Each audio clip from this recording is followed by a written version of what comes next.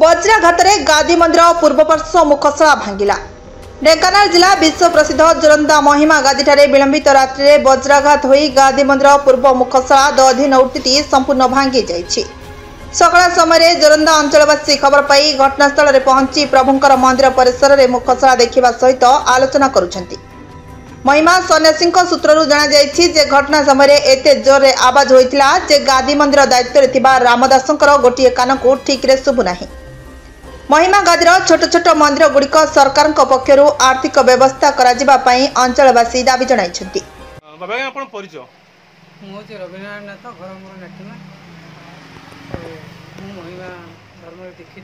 कौन कहे आम सका शुणिलु गादी मंदिर पूर्वकर मुखशला तो दधिनदी संपूर्ण भांगी वज्रपात भांगी जाए कौन कहे बहुत दुखर कथा गुड़ा गादी महान गादी मंदिर मुखशला भांगी जा बहुत दुख लगे।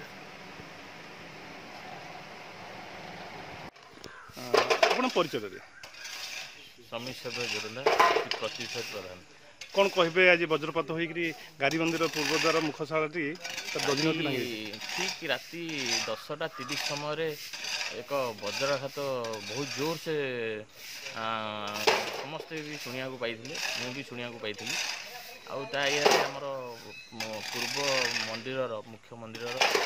पूर्व दिगर मुखशालार दधिनौती को मंदिर गादी मंदिर पूरा पूरा खंड विखंड हो जाए देखुए आम अनुमान कर आर्थिक अभाव ये सब घटी कौन दाबी रही सरकार को अनुरोध कर जिते सब अच्छी ये छोट छोट मंदिर सब आमर ये करागले आर्थिंग करागले आमर से आउ ये सब घटना घटिया सुरक्षा सहित रहिबो आपन देखुते मझिर भी दिथाल हो जाई बेले बोली एटा भी गली पाए जाई पारे एटा मझिर तेणुक आम अनुरोध करूँ सरकार को मोहनमारी सरकार को अनुरोध करूँ आम आर्थिक व्यवस्था करागले मंदिर सुरक्षित ब्यूरो रिपोर्ट सुभद्रा न्यूज।